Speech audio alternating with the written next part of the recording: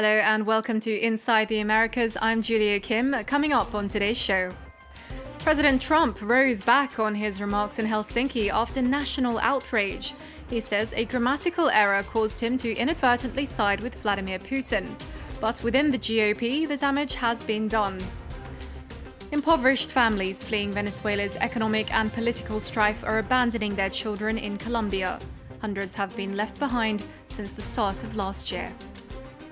And in Quebec, hundreds of disused wells are creating headaches for the government and residents. More on that later on in the show. Turning first, though, to our image of the week, and it's this tweet by dictionary publisher Merriam-Webster. After Donald Trump's summit in Helsinki with Vladimir Putin, the word treason was the most searched word, along with traitor and collusion. Well, since Monday's meeting, Donald Trump has U-turned on his controversial remarks. The Republican president said he accepted the conclusion of U.S. intelligence services that Russian meddling had taken place during the 2016 election.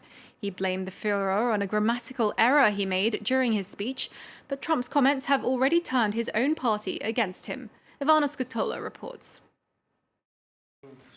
Attempting to quell the firestorm, President Trump on Tuesday clarified controversial comments he'd made a day earlier in Helsinki at a conference with Vladimir Putin.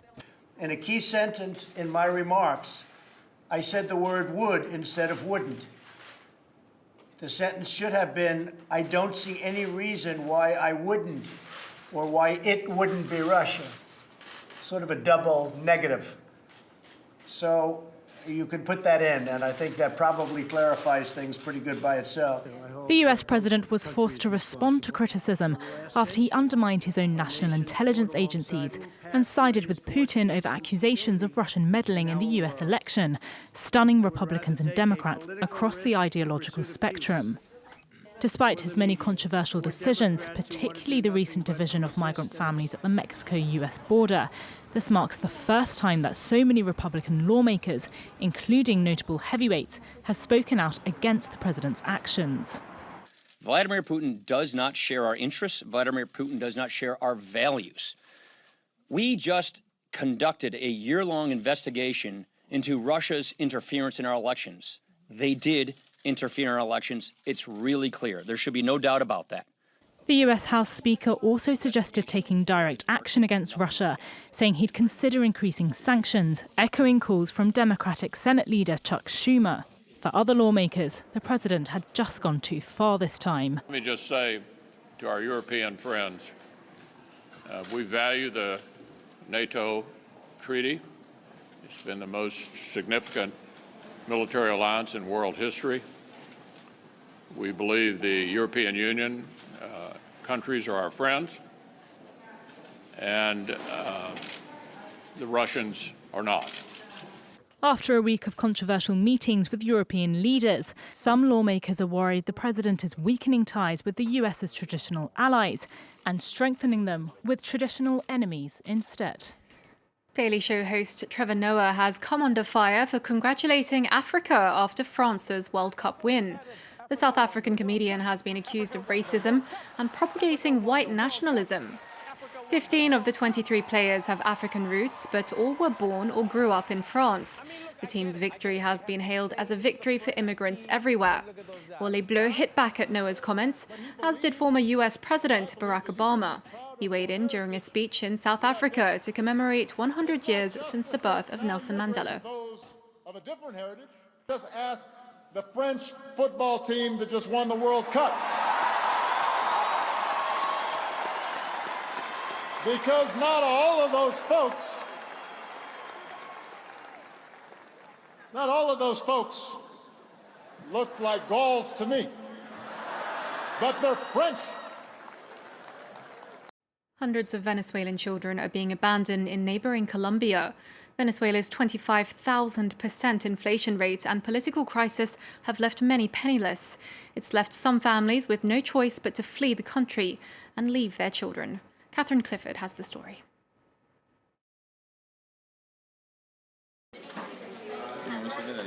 She's 4 days old and her name is Angela. She was left on the roadside in the Colombian border city of Cúcuta with only this note from a Venezuelan woman. Signed, simply Catalina. She was just so coldly abandoned. The mother wrote that she didn't have the means to take care of her. Angela is now being cared for by a foster mother. Authorities found no trace of a Catalina having just given birth. Over 1 million Venezuelans have fled across the border into Colombia in less than 2 years, escaping soaring inflation and an autocratic government. Colombian authorities say parents are increasingly abandoning children. The sisters at the city's biggest soup kitchen bear witness. Mothers have told me, help me and at least take the older children so I can take care of the younger ones. Many young Venezuelan children end up sleeping on the streets, suffering from malnutrition and even being lured into sex work. Over 500 of them have been taken into state care in Colombia since the start of 2017. Those still with their families often live around 10 to a single room, like 5-year-old Daniel Villegas. It's uncomfortable. My back hurts a lot. Some are anxious to leave Cucuta for more prosperous cities. This family's headed for Peru, 2,400 kilometers away. The father fled Venezuela after losing his job and being kidnapped. I'm willing to work for 3, 4, 5 years, whatever it takes. Colombian officials say they're trying to keep migrant families together while boosting the number of foster parents available to step in when needed. Though Colombia's already stretched child welfare system is struggling to cope with the influx. Hundreds of disused wells pockmark the Canadian province of Quebec, but not all of them have been identified. These hidden reservoirs of poisonous gases are remnants of over a century of drilling and mining. They pose huge environmental and safety risks and leave today's taxpayers with a hefty bill. Our correspondent François Rouillet reports. It looks like an innocuous mud puddle, but it is getting bigger every year. This isn't even all of it. In the summer, it's hell. In the summer, it's a lake. It goes all the way to the path. When he bought this plot of land for his retirement, Franco Laflamme had no idea an abandoned oil or gas well would engulf it little by little. My house isn't worth anything anymore. My land is worthless. Look at all these bumps all over the place. How did this happen? Where did it come from? I have no idea. The most likely explanation is that the local authorities didn't know about this abandoned well, a recurring problem in Quebec. In the 50s, several companies came here to drill. They came looking for natural gas or oil. It depended on the era that they came. After over a century of drilling, the province has become a cemetery of abandoned wells. Mark Brullemans is trying to find them all, one by one.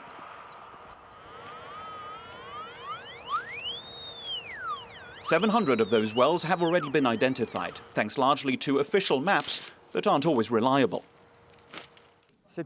This well should have been 1.3 kilometers north of here. That's methane that's coming out. If someone were to build on top of it and the well's not listed and it's just abandoned like this, then imagine if someone were to build on top of it and had to do some plumbing repairs in the basement. Boom, it explodes and can kill you. That's already happened in the US. 600 kilometers away in the western part of Quebec, arsenic, cyanide and traces of mercury contaminate the rivers. The reason over 450 mining sites also abandoned in this region.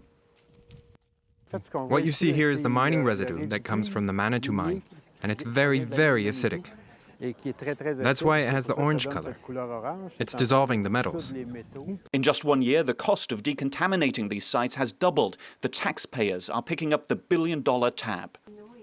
The idea was that at least 50% would be paid by the mining industry because the damage was done by them. But our government decided to be very generous with the industry again and decided that we would have to pay for it all. So we inherit the damage, they inherit the profits. The left-wing government has promised to reduce the pollution from mining sites by 80% by the year 2022. The opposition says that is an impossible task. And finally, 10,000 is our number of the week. That's how many wooden water tanks currently dot New York City's skyline.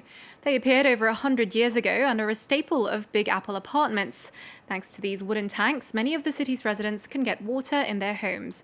And they're far from being relics of the past. They're still being made today in the same way. Inside one of New York City's 10,000 water tanks. Piece by piece, these men are assembling a wooden reservoir to replace the old one they dismantled earlier that morning. After 7 hours of non-stop work, water flows into the new tank, which will become watertight as the wood swells. It was a very dangerous job. At all times, you have to be aware of what you're doing and, make sure everybody's on point in what they're doing. In New York, this century-old method is used on buildings higher than 6 stories, as the city's water pressure is too weak to reach floors above that. David's forefathers, barrel makers from Eastern Europe, started one of the 3 wood tank companies that still operates here today. It's still the safest, cleanest, easiest way to provide water and fire protection to buildings.